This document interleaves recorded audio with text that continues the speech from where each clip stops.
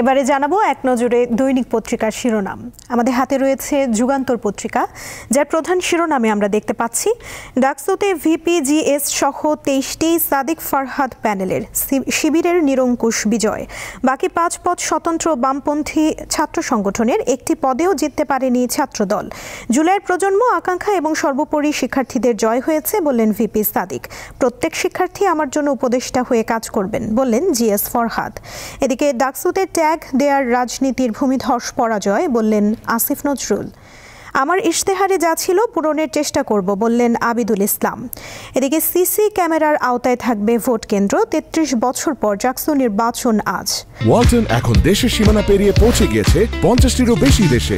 ওয়ালটন, ঘরে ঘরে বিশ্বজুড়ে। কালের কণ্ঠ পত্রিকার প্রধান শিরোনামে রয়েছে নানা সমীকরণে ছাত্র শিবিরের জয়, ডাকসু ও হল সংসদ নির্বাচন নিয়ে প্রতিবেদন। ভিপিজিএস, এজিএস সহ ২৩টি পদে জিতেছে ছাত্র শিবির। এদিকে ২৮ পদের ২৩টিতে শিবির বিজয়ী। জুলাই শহীদদের আকাঙ্ক্ষা বিজয়ী হয়েছে বললেন সাদিক কায়েম। শিক্ষার্থীদের পাশে থাকার অঙ্গীকার আবিদুল ইসলামের। এদিকে ডাকসুর সাবেক নেতাদের প্রতিক্রিয়া আমরা দেখতে পাচ্ছি। মুজাহিদুল ইসলাম সেলিম বলেছেন, জাতীয় নির্বাচনকে সংশয়মুক্ত করতে সব প্রশ্নের সমাধান দরকার। এদিকে ডাক্তার মুশতাক হোসেন বলেছেন, প্রগতিশীল শক্তির ঐক্যবদ্ধ হওয়ার বিকল্প নেই। মাহমুদুর রহমান মান্না বলছেন, ডাকসুর ফলাফল জাতীয় নির্বাচনের প্রতিফলন নয়। আরও রয়েছে মব ও গুজব রোধে চূড়ান্ত সতর্কবার্তা সেনাবাহিনীর। আরও রয়েছে জুলাই অঙ্গীকারনামা চূড়ান্ত, আজ শেষ সংলাপ।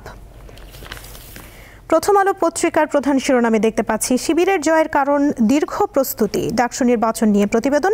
নিজেদের প্যানেল অন্তর্ভুক্তিমূলক করার চেষ্টা করেছে শিবির। হলগুলোতেও কৌশলগত অবস্থান ছিল তাদের। দৈনিক ইত্তেফাক পত্রিকার প্রধান শিরোনামে দেখতে পাচ্ছি ডাকসুর নেতৃত্বে ছাত্র শিবির। ভিপিজিএস ও এজিএস সহ ২৮ পদের ২৩টিতে জয়ী ছাত্র শিবির। এদিকে রাতে হংকংয়ের বিপক্ষে নামছে বাংলাদেশ। ডাকসু নির্বাচন আজ লড়ছে ৮ প্যানেল। দেখে নিলাম আজকের দৈনিক পত্রিকার শিরোনামগুলো।